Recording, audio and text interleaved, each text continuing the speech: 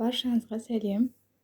Бүгін мен сіздермен тұздалған қиярдың рецептімен бөлісетін боламын. Сіздерге дәл осы рецепті пайдалануға кеңес беремін, себебі қиярларыңыз қытырлап, жегенде әдемі болып шығады. Және достар, арнама подписаться батырмасын басып, қасындағы қоңырау белгісін басып, тіркеліп кетуді ұмытпаңыздар. Тұздалған қиярларымыз жақсы шығу үшін ең алдымен қиярымызды жақсы таңдап алуымыз керек, яғни солып қалған, қатты үлкен көлемдегі емес, осындай орта көлемдегі өзіңізге ұнайтын қиярды таңдап алғаныңыз дұрыс. Мен сырты бүдірленген қиярды алдым. Мен қиярларымды бірінші кезекте бірнеше рет жуып алдым. Жуып алған соң, видеода өздеріңіз көріп тұрғандағыдай екі басын кесіп тастап 3-4 сағатқа суға салып қойдым. Видеода өздеріңіз көріп тұрғандағыдай суға салған кезде осында көпіршік болып ішіндегі жаман заттары шығады. Кез келген банканы жабар кезде алдын ала банкымызды және қақпағымызды барлығын стерилизация етіп аламыз. Мен тұздалған қиярды помидордың суымен емес, жай ғана сумен жабатын боламын. Сондықтан алдын ала газге осылай суды қайнатып аламын.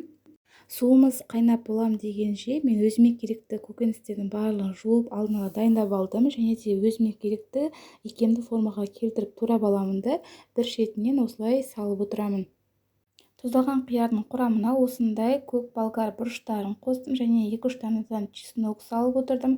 Және де қиярымыздың қытырлап шығуына септігін тигізетін хрен тамырын қолдандым. Сіздер хреннің жапырағы болса, хреннің жапырағын да пайдалана берсеңіздер болады. Ал көкшептетін осындай аскөкті 1-2 данасын салдым.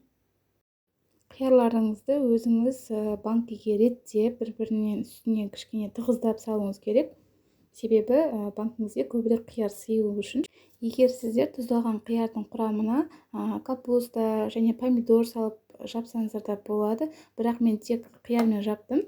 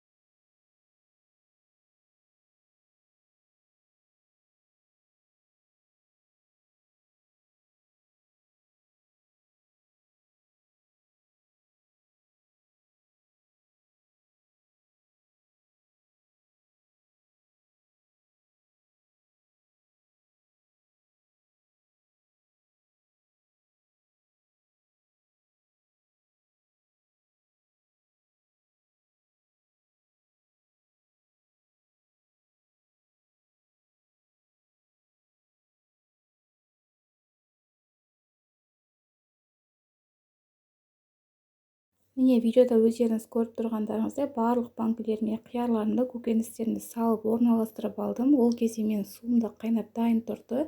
Енді мен барлық банкіге ыстық суды құйып шығамын. Ыстық суды барлығына құйып болғаннан кейін жарты 40 минутқа осы ыстық сумен қалдырып, жаңағы босаған қазаныма келесі таза суды құю үшін мен қайтадан толтырып қайнатып қоямын. Ол уақытқа дейін қиярларым осы ыстық сумен бұқтырылып дайын тұрады. Кейбір рецепттерде осы бірінші құйылған суды төгіп болғаннан кейін дәл осы суды қайнатып қайтадан құйып жатады. Мен олай жасамаймын. Осы суды төгіп тастағаннан кейін келесі екінші рет құйылатын суымды таза қайнатып құямын.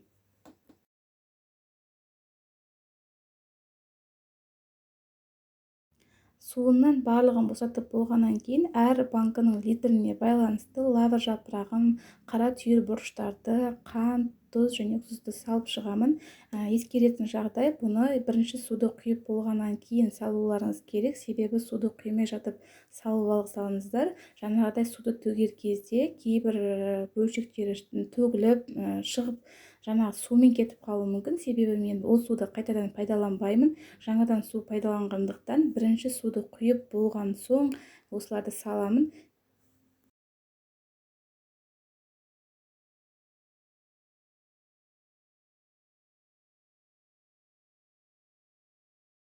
Мен қолданып жатқан банкалардың литрі әртүрлі, яғни 3 литрлік банка, 2 литрлік банка, 1 литрлік банка қолданып жатырмын.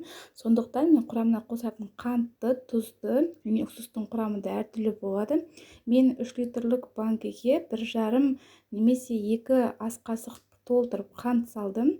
Ал тұзды 3 литрлік банкіге мен 2 ас қасық тұз салдым. 2 литрлік банкіге 1,5 ас қасық тұз, 1 литрлік банкіге 1 ас қасықты толтырмай салдым.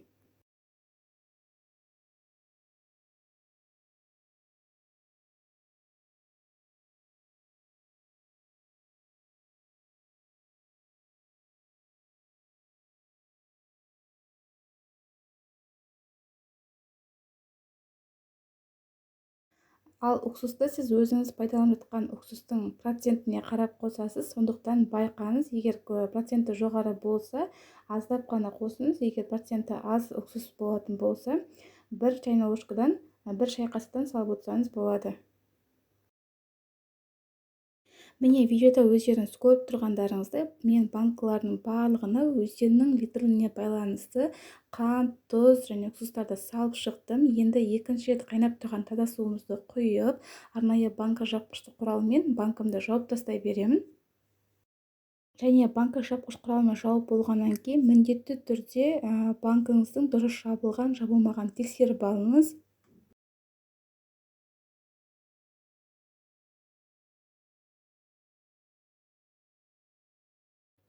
Банкаларыңыздың бәрін жауып болғаннан кейін төңкеріп, осылай видеодағыдай жылы көрпеңізбен немесе жылы жаймаңызбен орап 1 күнге қойып қоясыз. 1 күннен кейін банкілердің бәрін қалыпты күйге келтіріп, салқын жерге сақтайсыздар. Міне біздің банкаларымыз дайын болды. Видеода өздеріңіз көріп тұрғандарыңыздай тұздалған қиярдың реңі өзгерді.